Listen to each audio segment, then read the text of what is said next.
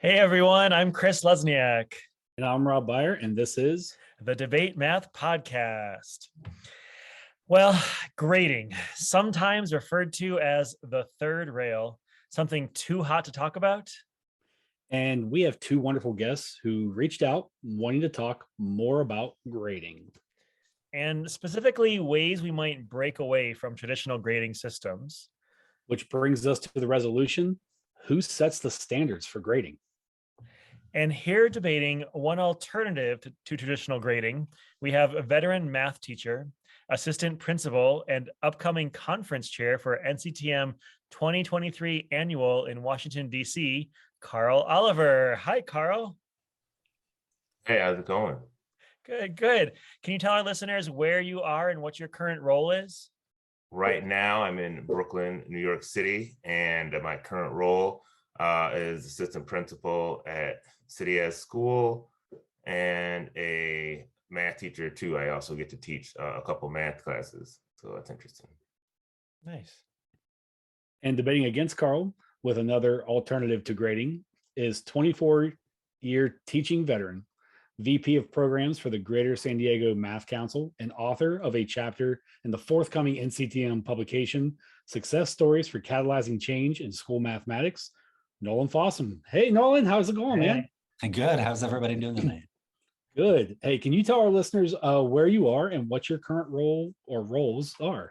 Yeah, I'm in Southern California. I'm spanning two counties. I live in North San Diego County, and my regular teaching gig is up in Mission Viejo at Trabuco Hills High School. I'm also teaching a couple of classes through the University of San Diego down in San Diego schools. So I'm teaching college algebra, geometry, and statistics right now. Awesome. Thanks, Nolan. Welcome. Thanks. Very good. And now the question we want to ask all of our guests is, when did math first become controversial to you? And I'll start with you, Carl. I thought of two things. The first thing I thought of was when I was in seventh grade, and I was like, I don't know, I was in a hallway that I normally am not in, and I looked in the classroom, and I noticed that like all the kids in that room were doing algebra. And I figured out that like I wasn't in that class, and I never figured out why, or I didn't have opportunity to like get in or couldn't ask my parents. It was just like decided that they were in and I was out, and I was like, well, that's not really, fair.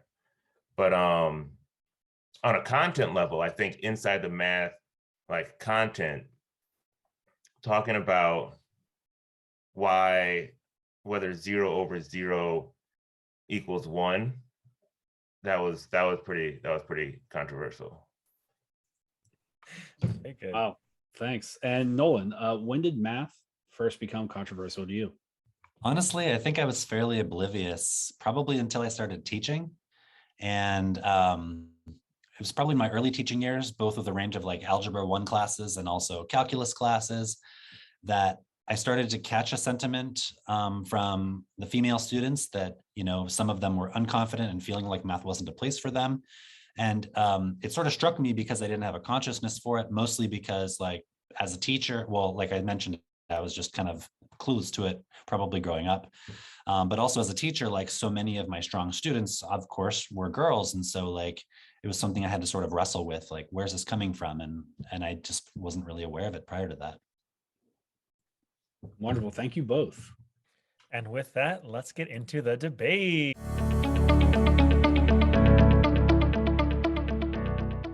We begin with opening statements from each of our speakers. You each have 2 minutes to present your arguments. And based on a coin flip before this recording, we are starting with Carl Oliver and your vision for grading. You're up first. Your 2 minutes begins now. Grades are pointless.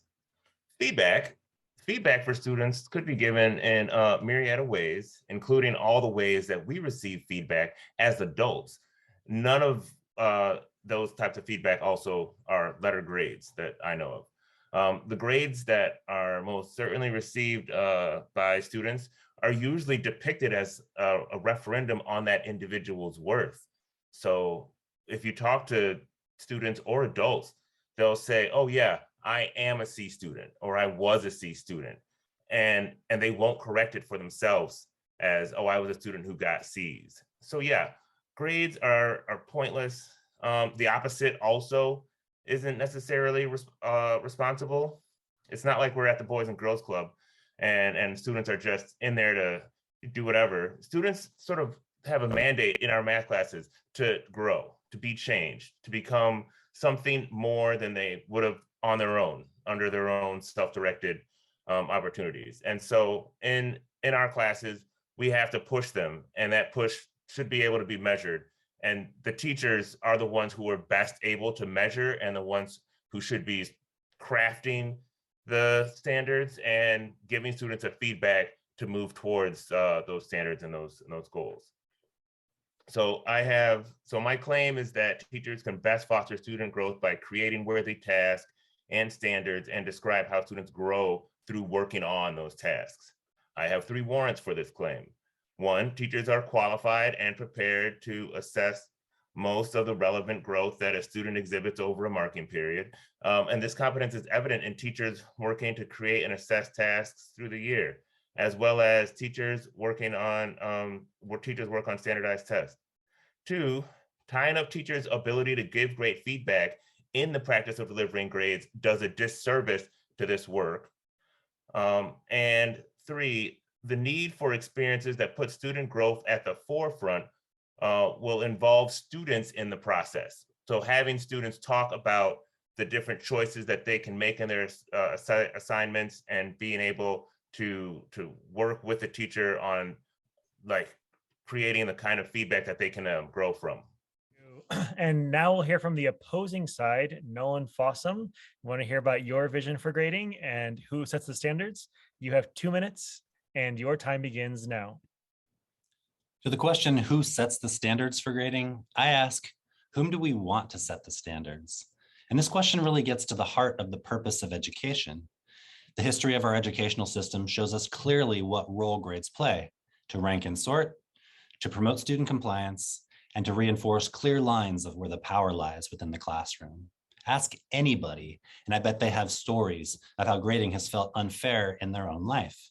And since we know that these issues disproportionately affect different student groups, we must advocate for change in grading. So my claim is that a culturally responsive pedagogy requires us to rethink grading in ways that elevate the student's role and diminish external validation from the teacher over time. I have 3 warrants for this claim. First, students enter our classes with different strengths, different areas of growth, and different needs. And a standardized approach to grading by definition imposes a metric that students have to conform to. In doing so, students deny aspects of their own humanity to meet the standards, rather than the learning environment adapting to meet the students where they are. Second, we send a clear, even if unintended, message about what we actually value when our grading practices don't align with the equitable mathematics teaching practices we strive to implement. And third, grading practices that do not include the student in both setting goals and evaluating progress reinforce the white supremacy culture norms that continue to harm our students. And let me be totally clear. I support every move, large or small, that seeks to undo the harm of entrenched traditional grading. And I know that we face obstacles that may be beyond our control, but we have to dream big for a better future for our students. Thank you both. You've already thrown a lot at us to think about here. I see already some agreement that there's issues with like a traditional grading system and how students or even adults identify themselves as C students, as Carl said, right? And how it can affect us. And you're both thinking about different ways we can more fairly or equitably assess and grade students, or what that means. But I think the distinction really is like, Carl, you want teachers to set a goal, and Nolan, sounds like you want more of a student view of that, of them setting their own goals in some sense, maybe. I don't know. So maybe I'll start with a question of thinking about grading and learning as different things. Like, what is the difference between a student learning something and their performance in class? I think we all have a lot of experience as educators of students who are out to get the grade. Our whole culture seems to be built on this idea of the performance as a motivator. And a lot of the practices that we're using to try and get students to do their best work it seems like often turn into just opportunities for students to get points, to earn the grade. And it sort of sets the value of the work that they'll do towards the grade that they're trying to earn. So if they're earning an A, then what's the motivation to work harder, right? They've got what they were aiming for in terms of performance. And let's say a student is striving to do better and is not getting a grade. Well, then are they really driving towards the learning goals that we have for them, or are they just complying with our obligations and our tasks just to get those points? So I feel like there's this constant struggle between those two. And I'm not sure that when the teachers are reinforcing, the typical kind of approach in terms of these are the standards we're after, you can reassess all the typical things, that we're necessarily opening up students to be driving towards learning for the sake of learning, but is it just another way of meeting a standard to get more points, to get a better grade?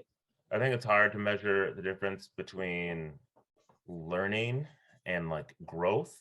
I think it's possible for students to know something and to be able to perform that thing in a number of ways and still not be prepared to use that thing in the kind of real world settings that the students are going to enter into in the moments after they graduate.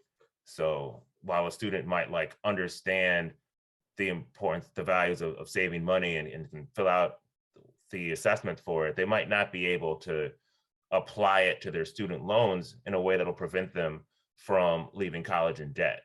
So it's hard to imagine a way of a student like really showing that they're learning without having them apply it to like their own life and to be able to present like that kind of internal reflection as like, yeah, look what I've learned.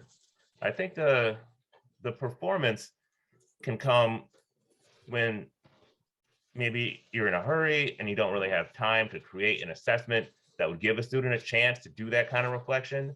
And so you settle for saying like, well, did you hit these points, or did you know enough to answer the questions on the test, or can you tell me what saving is? Can you explain what a saving strategy would be?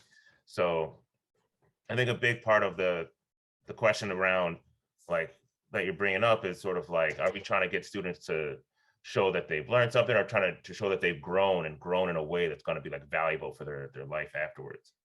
I think I need to back you guys up here for a second. And I want to ask a little more detail about this. So you're talking a lot about what like the purpose of grading is and things, but can we spell out for our listeners, like, what is it you envision this looks like for classrooms on a day-to-day basis, or for the assessment?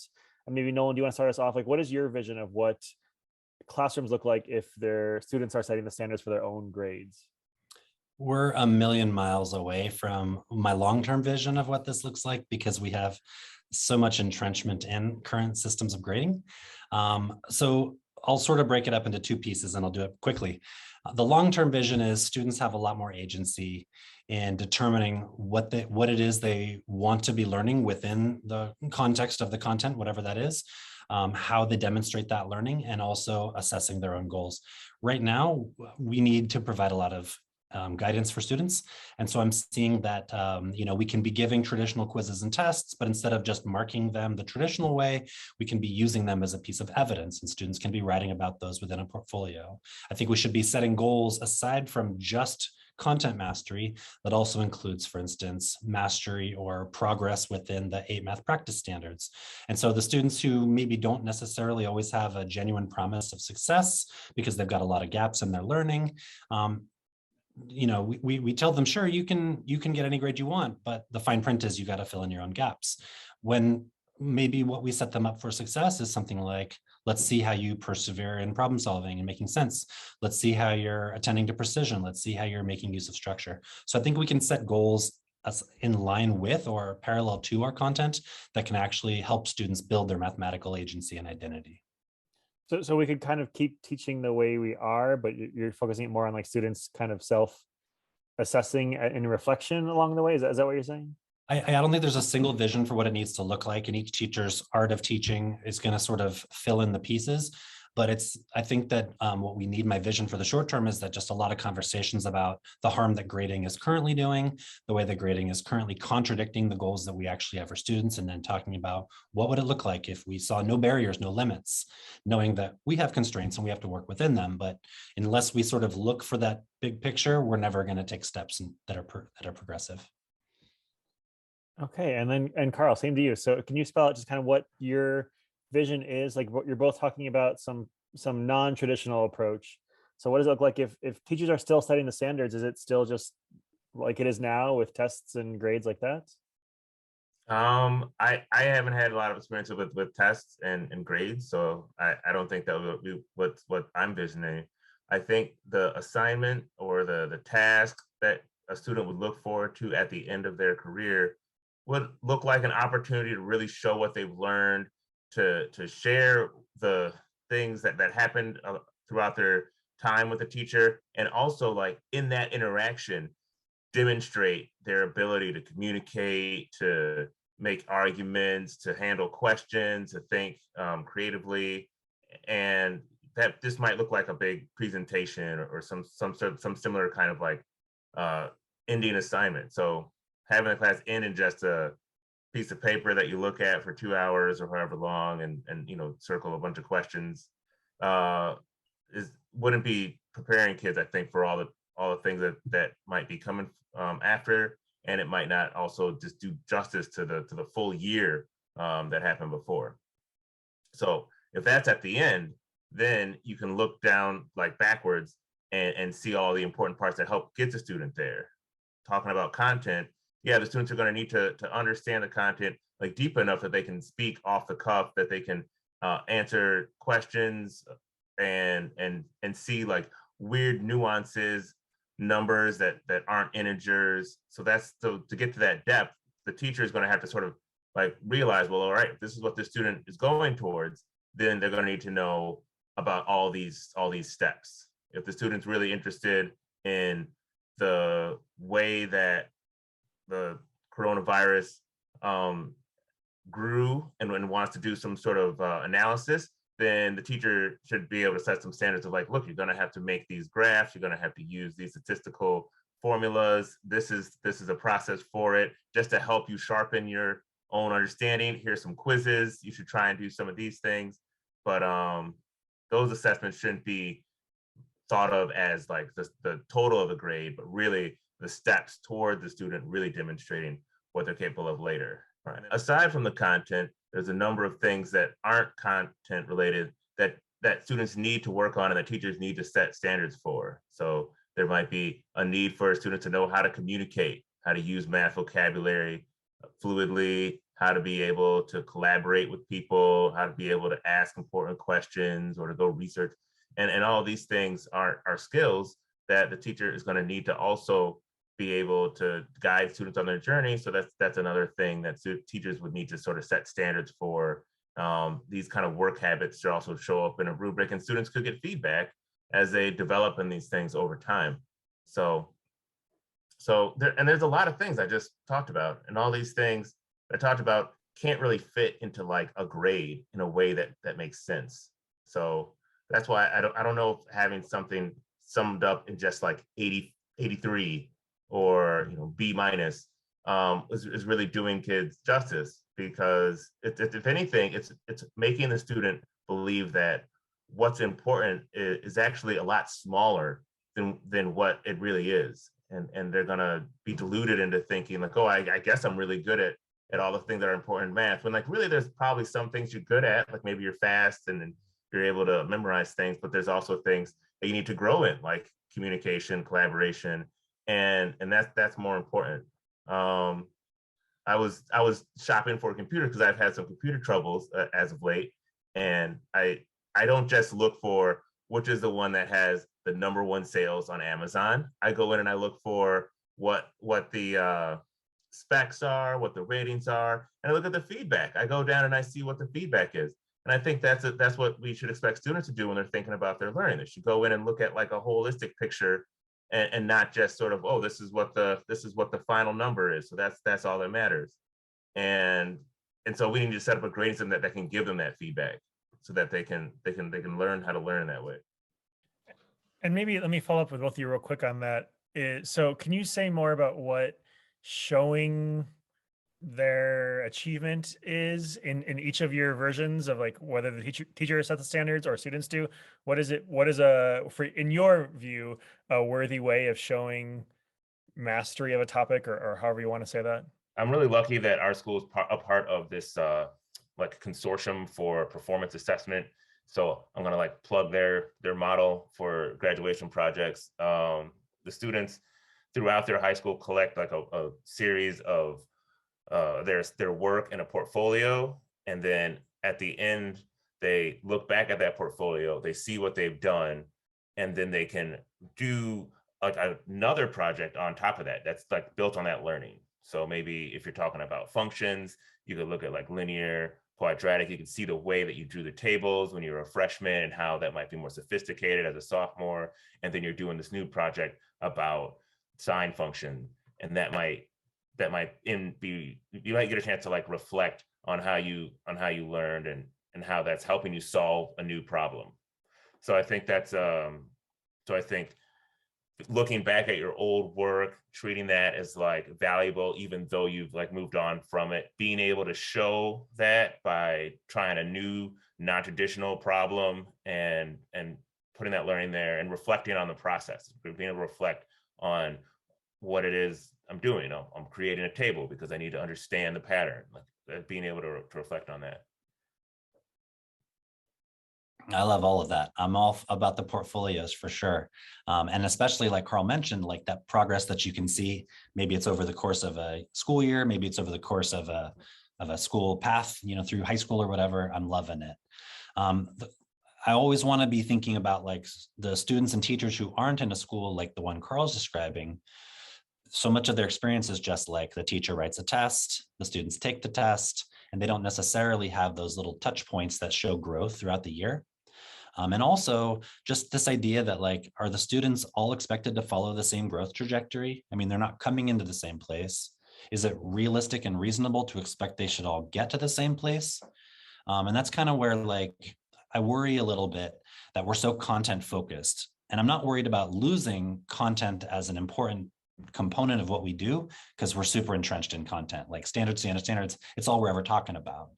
But the way that we've got school right now is students are earning grades, passing tests, getting the scores, but not necessarily having a learning or an understanding, even in the same content that we think we're measuring them. And that's where I think like we need to adjust to something that obviously uses the content as a context, but we have different goals and larger goals. Maybe some of those goals are in terms of like the math practice standards, where we're setting up like, what are the things that mathematicians do? And let those be models for our students. And then bring them into that process of saying, well, here's the things I know I'm good at, and here's the things I don't think I'm good at. And I can bring in my observations for that conversation. And let's set some goals that are not just like about functions and about solving equations and about modeling, but also about like those habits, the things that we know are going to contribute to students being successful. And I just don't see how I can evaluate all those things for all the students. So I think like the student's role needs to be central in that. I can be a facilitator and I can bring in my expertise, but like the student's got to be ultimately the one that's gaining the independence as a learner by evaluating their own growth.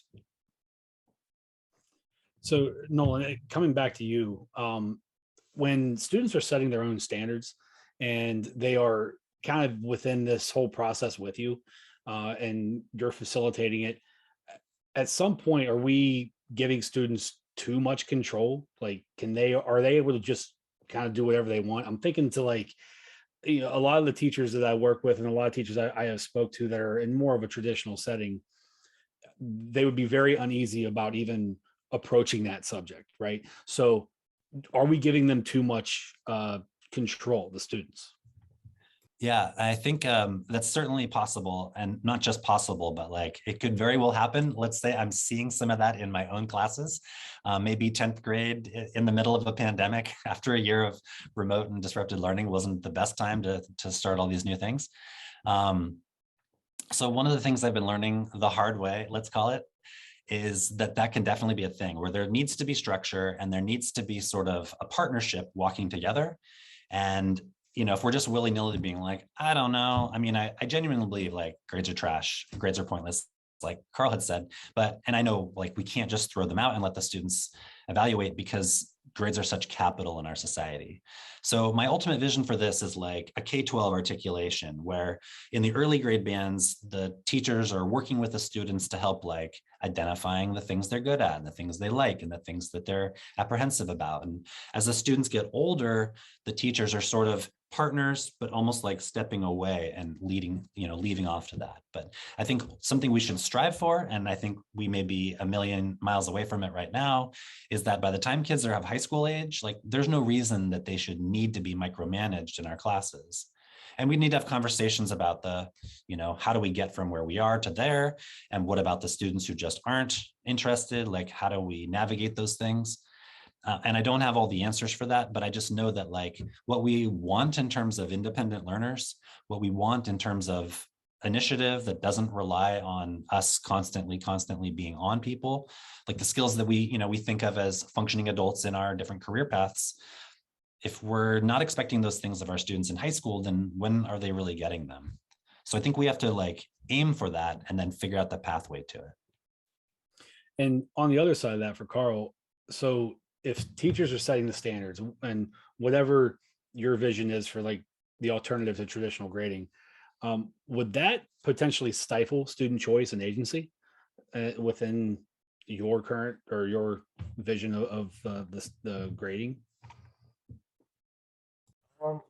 I don't know if the students would take it that way. I think a lot of what Nolan's saying, like, is like I'm 100% with. So I guess the thing that I think would end up happening is if the teacher is going to sit down with the student and sort of line out what's going to happen, it might be that the student will look at the teacher thinking, well, what do you want? Or what should, what should I do? And what could it look like? And I've been in those kind of situations too, where the teacher, the students are like trying to read you. So that wouldn't be good. And having a teacher be able to like step in and say, okay, look, this is, I'll tell you what it is. I'm not necessarily trying to let you 100% lead the process. I have a little bit of a stake in this. This is my vision for what I think you should be doing. And the vision that I imagine a teacher would be coming, that would be the sort of teacher standards, wouldn't just be like, you're gonna be able to demonstrate standard, HSF 2, 3 times on the test. I think that the standards would be more like, you're going to be able to see yourself as a mathematician. You're going to be able to hit all those practice standards. You're going to be able to be a good classmate and a good participant in group work and things like that. And that's where we're starting. And then from there, you can figure out like what your path should be. If you think your path should end up, going towards calculus, then I'm going to make it my job to try and help you get there as a teacher. But we're going to have some standards set first of what it looks like to really like be not just like a math person in my class so that we can get through the daily functioning, but because I know the neighborhood, the kinds of students that we have and where they're going into in terms of our like larger society, like I should have some standard of how I want them to be prepared, how I want them to view themselves and to view their classmates.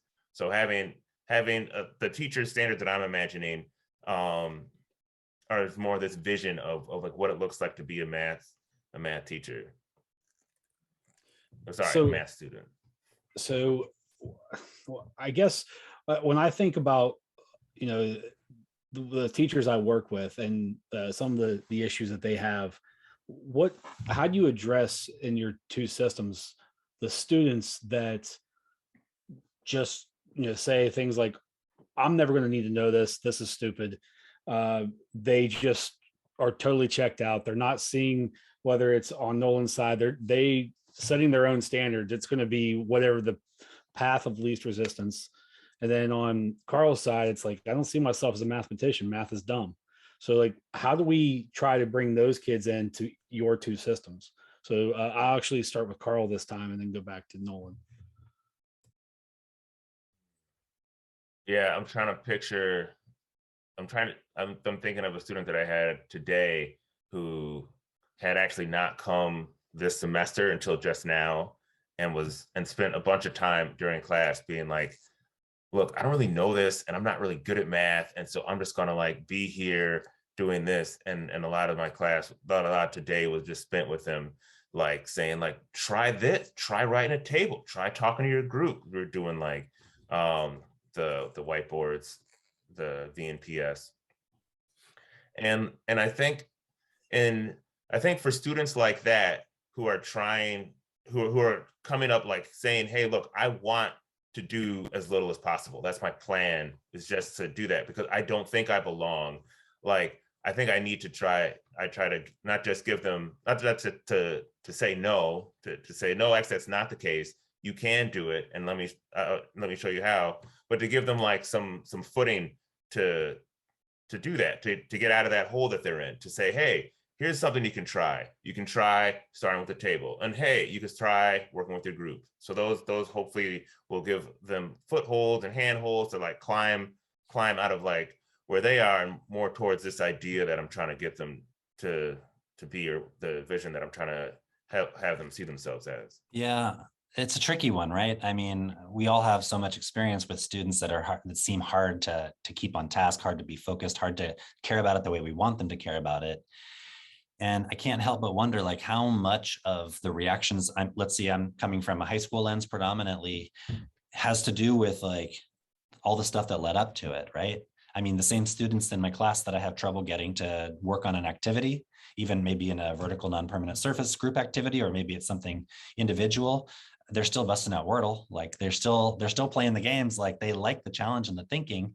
There's just something about what we've created as a school structure that they think either doesn't matter to me, or maybe even more prominently, like, I can't do this, so I just don't care about it.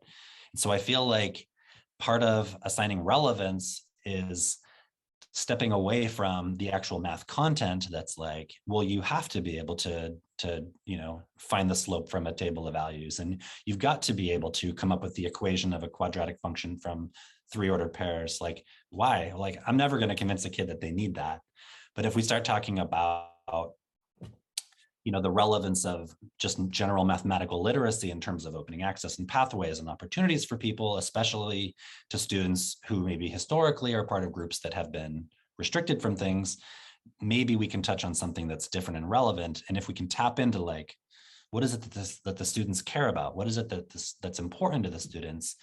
And sort of see math as like a parallel to open those kinds of opportunities rather than something that's maybe pulling them away from their hobbies and habits. I just feel like we can transform what school is for all of our students. So I'm hearing like students for Nolan, like in your vision, like they're kind of creating their own goals and you're helping them facilitate that, right? And Carl, you're talking also about like all the things that are not just content that we want to set as goals for students, as teachers set the goals, but still like we're driving towards that. And I just wonder, speaking as like a high school point of view, when so many students and families are thinking about college, if we give them grades based on like how much of a mathematician they consider themselves or things like that, how does that convey to college? And I know some colleges, when schools get away from like more traditional systems of grading, then that college requires its own standardized tests. So are we creating some kind of like other issue down the road? Are we just kicking the can? Can I jump on that one? It seems to me that a lot of the things that inhibit progress come from worrying about structures in place that are going to become roadblocks. And if we're waiting for higher ed to make changes so that we can make changes in K-12, then we're never going to make any changes. Meanwhile, the gaps that we see are going to perpetuate, and it just doesn't seem like an excuse that we can continue with. Yes, there's going to be roadblocks, but I think that, we need to have those conversations and redefine what it is. And a standardized test may never suit some students. There may always be students who don't process things with all the brilliance that they muster. They might not necessarily meet in a limited time frame, multiple choice style, whatever it is they're using as standardized testing. So, I mean, I know that in the community colleges for the last, several years, they've been talking about multiple measures in terms of class placement. There should always be multiple measures of looking at whether students are prepared and apt for higher level study. And honestly, the best thing we can do is give them the habits that ensure success rather than some arbitrary set of standards, we call them, that don't necessarily have reliability or validity in terms of what students are capable of. I think college is this like, it's kind of this horrible machine focused on like delivering privilege to whoever was able to, like put as much money into it or resources into it. And there's that. And, Nolan, I think, summed up a lot of those difficulties. I'm saying, like, what can I control as a teacher? And I think as a teacher, the thing is like having the students see themselves as mathematicians is like your number one thing. If you, not that this is like studied case or whatever, but I remember I had this one student who was like, yeah, I'm not a math person. I don't like math. I hate it. And they took my class for the whole year. And then after my class, I was like, listen, you're going to go to college.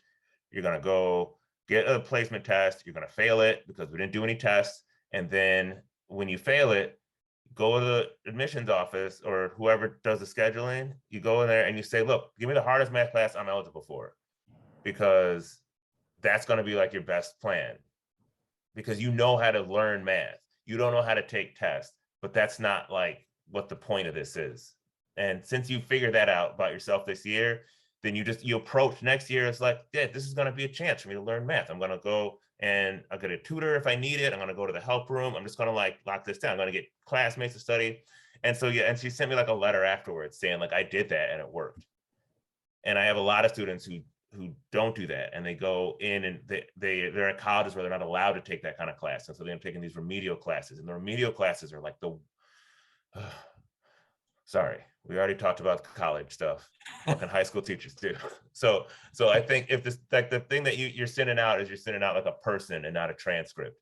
So make sure that person that you're sending out feels like they can teach math, feels like they can learn math, and is ready to like tackle the problem and the challenge of math at that higher level, as opposed to sending out a transcript that's full of exactly what colleges want to see, and then they show up and go to those classes that colleges want to put them in, so that then they can, take that money from them and then put them in these remedial. I'm sorry, I said I wasn't going to talk about college. Go, Carl. That's okay. Let me follow up with that so, I mean, you both brought up equity and things in various forms in this conversation already. And I wonder, can you just say more about the more traditional current systems and how, as we move towards either of your visions of grading, how that would be more equitable and what your goals are with that? Well, I think that, we have plenty of documentation that our history of our current educational system goes, back at least as far as the Industrial Revolution, where there was no intention of having something that was liberatory. There was no intention of opening up lots of social mobility for students. The goal was to track managers into a managerial path and factory workers towards a factory path. And it's remarkable that we are basically using a lot of the same practices in traditional education today.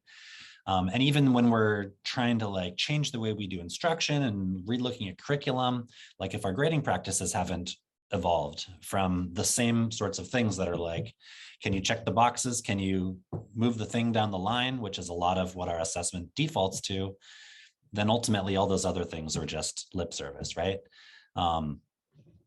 We're in an age where like we're not trying to get to the moon anymore, but we still have a high school math curriculum that's largely rooted in like 1960s vision of the skills that we need engineers to have. So I just think it's time to adapt all of it sort of like to the moment where we are, which is like, we know people are hurting. We know we're now confronting new ways of looking at students' identities as they impact their ability to learn, their sense of belonging and all these things. And the education's just not caught up to that yet. So I don't see how we can have a vision for the future that doesn't sort of individualize what we're doing with students in terms of our curriculum, our instruction, assessment, and evaluation, putting them at the center, sort of highlighting, the things that we can see just compounding, getting worse and worse over time. My school, first off, doesn't do grades, so that's one thing. We're like pass fail. So this is going to be my best attempt to try to help out or other people who aren't in that situation. I think with grades, there's an assumption that like you can actually be as precise as you're saying, that like, oh yeah, this is a 90, this student is a 92. And it's like, even with that, like you're saying what they did in this period of time and not like who they are. So like why even try to be that precise? I think just taking the grading scale down a notch and turning it into like maybe just a few numbers, like 1, 2, 3, 4, that something like that would make sense. There's some schools who maybe take it a step further and focus on just doing narratives. I think my first school would do that. I think there would be a grade, but every teacher would explain like why that happened in like words. And then the student's advisor would like weave them all together and send students like a document that explains exactly what's going on. This may or may not have been actually read by the parents, and that's okay, because the next thing might help too. And I think student-led conferences might be a way to do it, instead of having the parent-teacher conference where the parent comes and talks to the teachers. Have the student could lead that. And in the situation that we're in right now, where we have a lot of people are used to Zoom and they're used to that, and there's a noted need for more social emotional learning for students, this would be a great time to shift away from like pure numbers, to have some conversation about like what growth looks like for that student. And that would be something that I think a teacher could try and do now if they wanted to. So, thinking about what you both just said, there are some teachers still that feel that grading motivates students, or at least some students. And we can get into the research on another podcast, but my question, I guess, is like, how would your system of grading help motivate the students to want to be better versions of themselves? Because that's kind of what you're both saying. Like, you want the students to be better versions of themselves. How is your system helping with that to motivate them?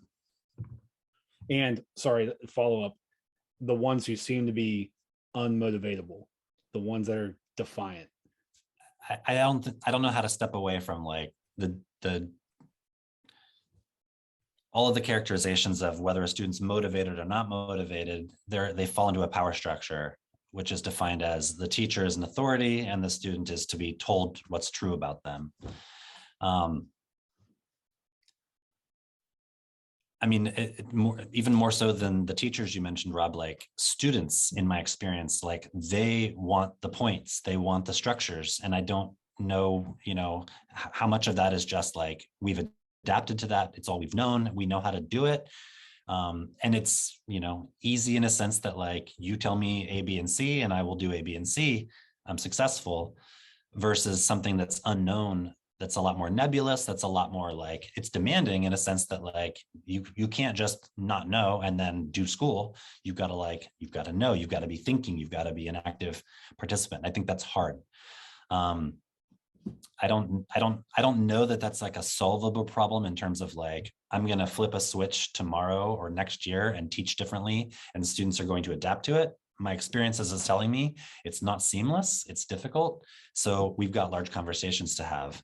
But on the flip side of that, when we have those genuine conversations where we open up about like the structures and systems that we all live under, people know that, on various levels, it's either like oppressive or it's just sort of, in some way it's dehumanizing. It might not necessarily shred all of their humanity in the ways that it affects some folks, but everybody knows that like, I just do the things. And I don't know, I feel like we have to want students to care that they have a more active role, that the agency belongs to them and shouldn't be decided for them, not just in school, but so that we create these global citizens that we have in all of our vision statements. I just don't see how we get there without confronting that. And I don't think it's a simple fix. I think it's a cultural shift that has to change as we rethink what school looks like and what its purpose is.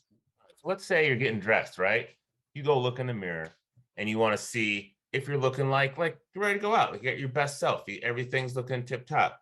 So I think the students want that from their grades. I don't think that motivation is necessarily that they want, they love the numbers. I think they want to know clearly, oh yeah, this is how I get there. And I can get what I want to get out of this, what I'm supposed to get out of this class by doing these things at this level of quality.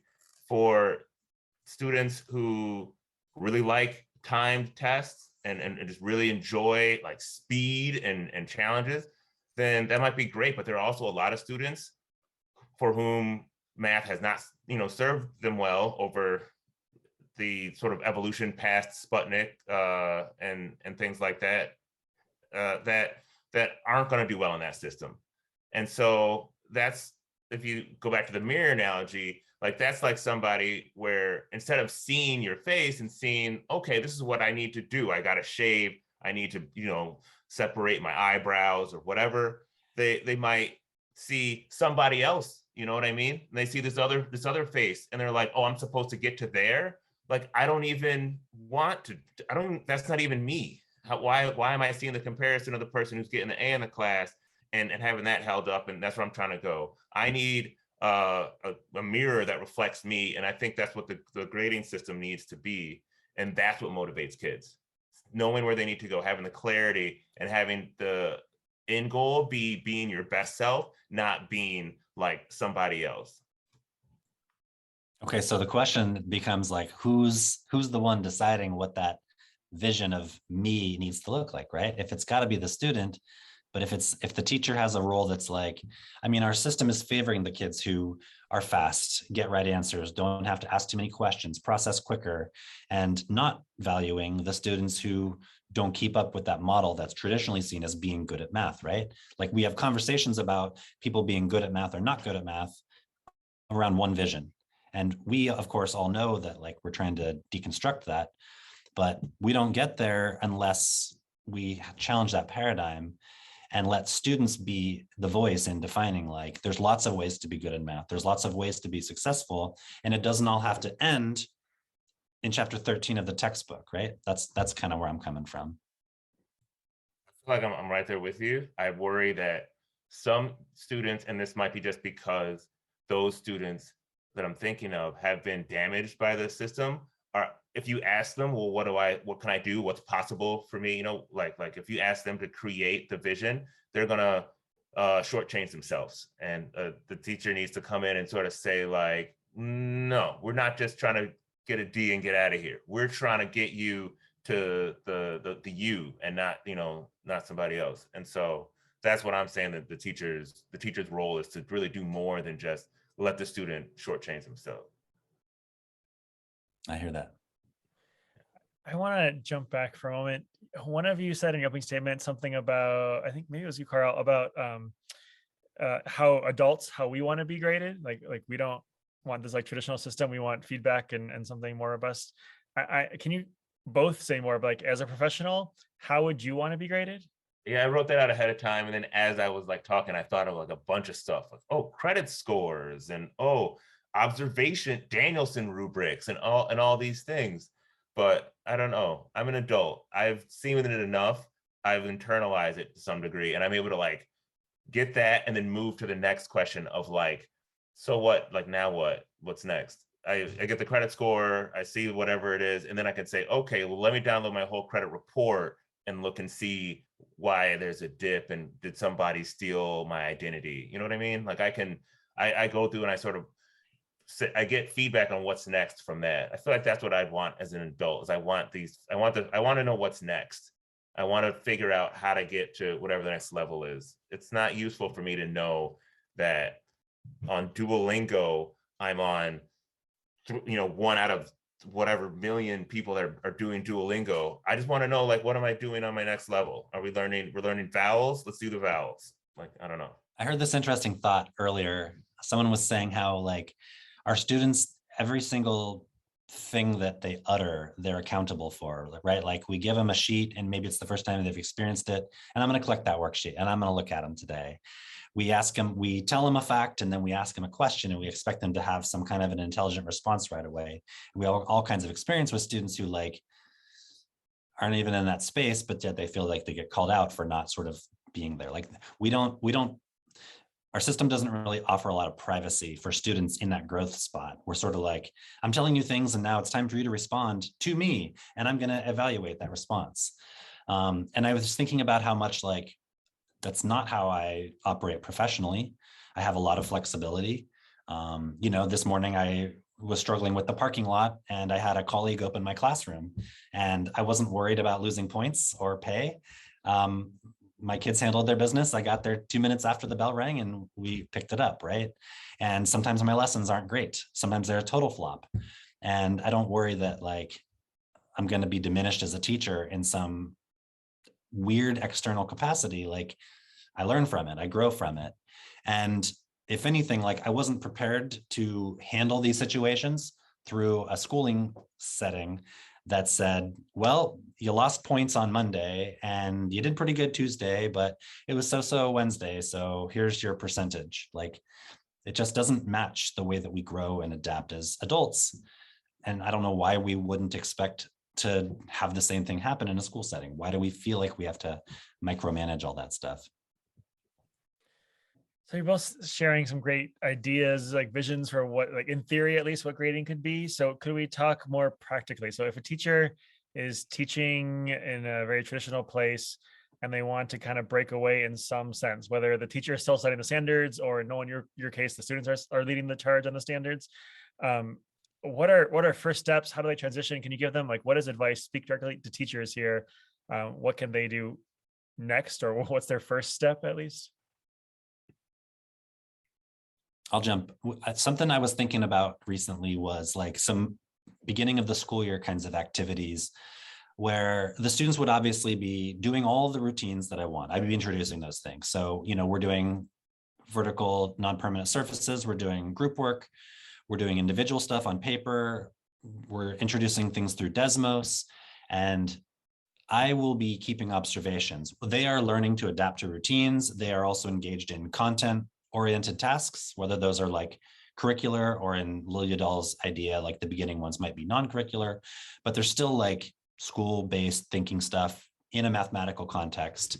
But I don't see my role at that moment as needing to like see who's got right answers and wrong answers. That's not my primary function. I'm envisioning like, oh, I'm noticing that this student will sit there for a half an hour with a paper and draw on it and doodle on it, and then turn it in at the end of the period. And it'll say like, I didn't know how to do any of this. And so one thing I'm noticing is this is a student who doesn't feel comfortable to reach out to someone. And that should be like something I'm identifying as a starting place for conversation about a goal for this student. I see another student who's very strong in the groups with writing and getting the answers, but wasn't very good at including the group members, sort of fixated on doing the work quickly. And now I have a role for this student. Like one of the things I want this student to see as a growth is to be more inclusive of other people's ideas and to sort of prioritize the group dynamic and the collaboration, maybe even a coaching role from student to student over like the quickness of getting the answer. So I'm thinking from a practical standpoint, I can be doing content-oriented things without doing only content-oriented things. And I might actually benefit both of those students way more than just working through the worksheet, coming up beside of them and saying, hey, let me help you with that, by having them identify, oh, these are things that I'm not good at, but I should be growing in. And like, what if a student felt like your grade will go up when you adapt to asking for more help? And I'm thinking that's going to be an entry point for us to talk about content.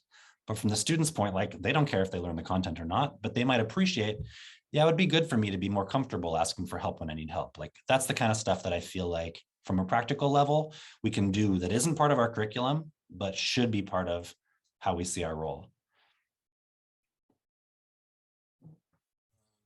think in terms of like looking at your math content, the grades are putting a filter on what kind of things you're asking students to do. So I'd have to try to remove that, try to actively say like, all right, if I'm teaching linear equations, need to make sure they get y equals m plus b slope formula. Give them a task that shows a pattern and say, like, tell me as much as you know about this. See if you can find a rule that, an informal rule of figuring out the pattern, figuring out what it would be if you took it out to like number 8,886, something like that. So the students can approach it without having to worry about grades. And you as a teacher also don't have to worry about like their grades. Instead, you're worrying about like what connections are they making. And hopefully if it's an open problem enough, then there might be things like, there might be like what you want. It's like, okay, linear equations, got it. And then there might be space for them to do more, to do something that like if a student catches it, there might be like an extra, and make another pattern that's quadratic. And you just put it out there and say, oh yeah, if you get done with this, try that one, see how far you get. And some kids might actually get a quadratic, and that's cool. And some kids that you already know, you already like measure their linear ability. You can put that, you can check that box on your grades, which you have to if you're still at a traditional school, but you can create a space for students to see math as something like more than just getting the grade and then that's it. So I think that doing kinds of tasks that you might see on like the Shell Center, that project is good. Or I like using the task analysis guide as a way to ask questions like, are my tasks like rich enough? Is it low floor, high ceiling? I think that's a good starting place. And then, yeah, having some kind of like norms in your class or work habits or some language around like what it should look like in here when you're doing math. What does it look like? Make sure everybody knows what it is. And then ask kids periodically, if you have to do quizzes or something like that, the weekly quizzes, like how did it self-reflect? How did I do? How did I do on that? How was I a good group person? Did I ask people for help? Things like that. I think that would be good. And the final question, again, this is going to be advice to teachers. How do we as teachers advocate and push back against resistance to change? And I want you to think more administratively, colleagues, parents, and communities members. So basically all stakeholders, but kind of really in that order, because it normally starts with administration. Your colleagues will have pushback, and then inevitably parents want their students to be an A student, right?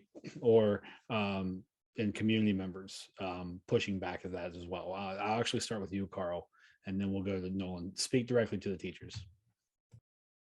Look, you're like, you're the one in the classroom. So I think as much pressure as there is, like, you still get to close your door and do what you want to do. So if you get to just start the revolution over your like one assignment that you're doing on this Thursday, like, that's great. Like, kudos, you did it.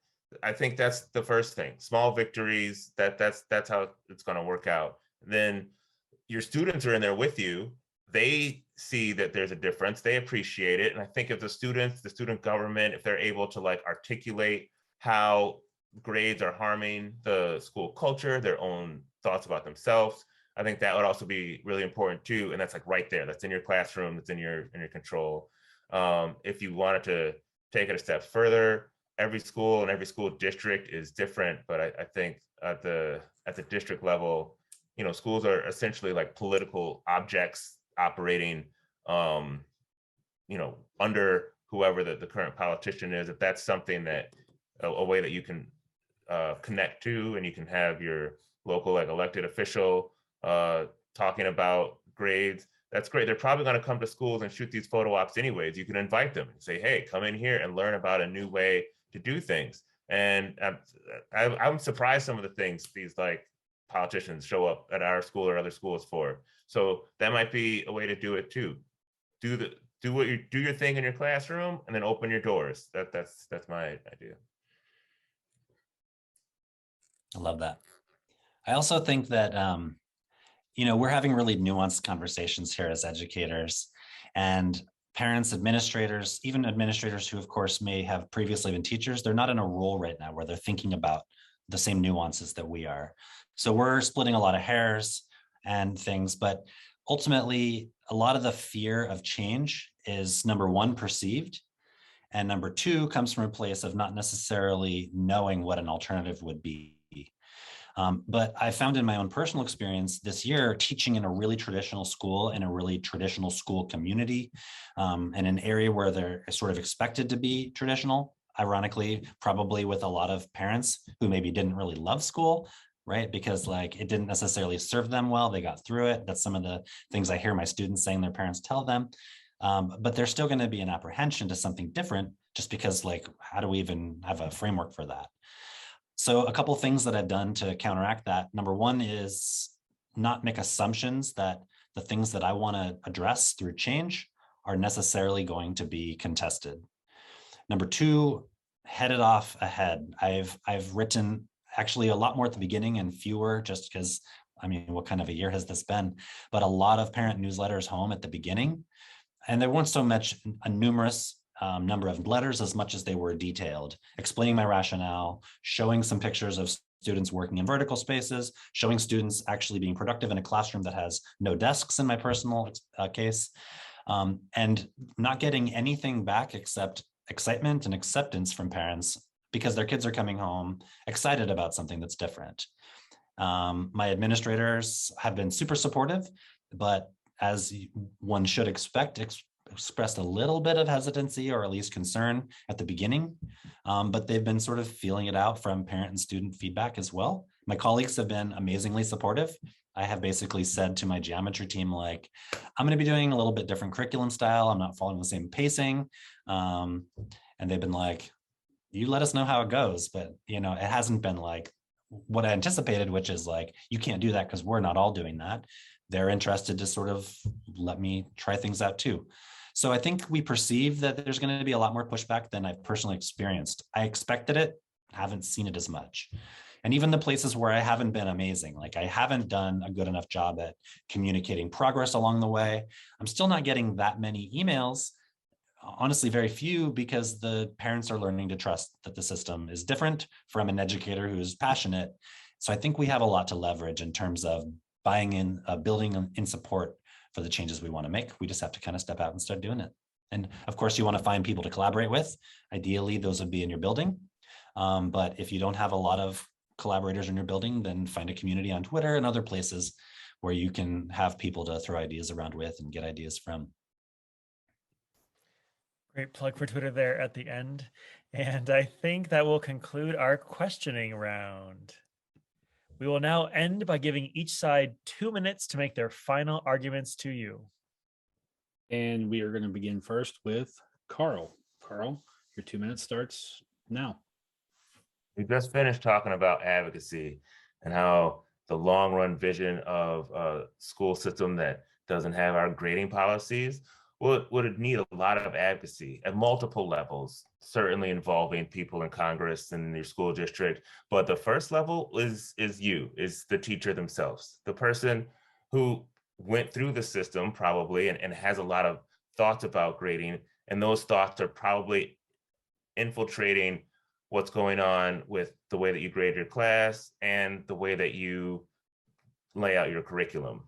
I think the possibilities of opening up grading opens up a lot of curriculum so that there's new things for students to focus on and ways that they can grow and ways that math content can be connected and interrelated in ways that could only help the students grow. Doing more of this type of curriculum will probably tease out clear like standards of what's possible, what works in your school, what works with your population, and having those kind of standards would really help the students understand how they can move their way up in terms of like the students' own thoughts about math, and in the subject, understanding more content, understanding more the connections and what they need to know as they go out and on to the what's possible in higher education or in other applications of math that they might see.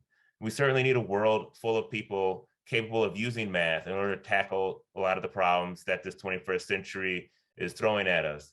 So taking any step possible to create more students who are ready to do that is a step that we should take. Very good. And with the final word, we have Nolan Fossum. Nolan, go ahead. We did a lot of talking in the earlier part of the pandemic about recognizing this as an opportunity for change and seeing that while our schooling system seems to have served some students or not harmed some students in horrible ways, that there were a lot of students who just weren't being served. And so I worry that we've lost a little bit as things seem to be returning to a more of a vision of what we're accustomed to, of some of those needs for change. And we can certainly look to ways to serve the students who have been marginalized, who have not been served in school, without harming the students who have traditionally been doing well in school. In fact, we should expect that students who have been doing well in school would probably relatively easily adapt to something that was different. So we can focus on the students who are at the margins and find ways to bring them in. In our case, to bring them into a mathematics education that honors their strengths and brilliance, that sets them up to be successful, and that doesn't highlight their, what we call their deficits or their gaps, but sees them as they are. And I don't know that we can create this world of students that are served unless we have those critical conversations interrogating the practices that have been just a part of our system as long as we've all been here. And so it's going to take that internal looking at the self to sort of see what are the things that I'm really valuing, and then being open to have those conversations about the things that are part of our practice that don't align with those values. And so like just a question to throw out, does a student have to demonstrate mastery of 90% of the content topics in your course to earn an A?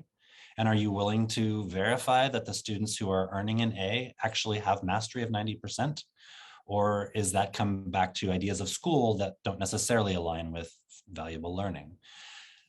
Is it possible that we can serve the content to keep kids prepared towards a future pathway, but also serve who they are as people and seeking a relevance to themselves as individuals, to their cultures, their families, in the context of the math content, in a way to bring them in, to make it more relevant, and ultimately to have them show their best? Can we be looking at alternate ways of assessment through portfolios, not making assumptions that I can write a test that can actually demonstrate whether students know, but I can open up to alternative ways that bring in students' voice so they can show me what they know, rather than my assuming from a limited instrument that that's the case. So I just feel like there's a lot we can do in this moment to say, what is it that really we value and are our goals?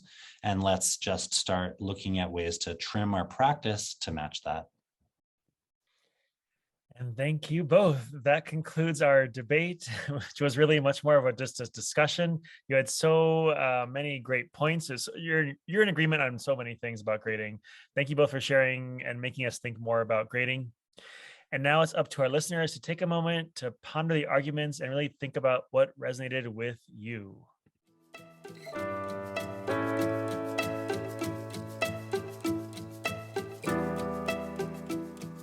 And again, thank you to both of our guests for your thoughtful responses to everything and making us think deeply and abstractly at times about grading what it could be in a more ideal place in some sense, perhaps. And also thanks to all that are listening. We hope that you enjoyed this and learned from this. It's definitely a slightly different change to what we typically do, because we wanted to have more of a nuanced conversation about some alternatives to traditional grading. So hopefully you enjoyed this. Don't forget to share it with your friends and your colleagues. And as we wrap up, Carl, Oliver, where can listeners find you? I'm on Twitter sometimes at Carl Oliwitter, CarlOliwitter. I have a website with a blog. It might change soon, but right now it's at coast2coast.me/Carl. And in 2023, you can find me in Washington, D.C. at the NCTM annual conference, which is going to be exciting. And the application for people who want to present opens up July 1st, 2022. So get those proposals ready. apply for NCTM or attend NCTM 2023 to see Carl Mhm. leading the charge. Yeah. And Nolan, where can listeners find you? I'm pretty active on Twitter at Nolan Fossum, and I have a relatively new website, nolanfossum.com, with an infant blog, and also I guess wherever you've got a podcast or a conference, you'll probably find me milling around. Awesome. Thank you all. And that's the end of our episode for today.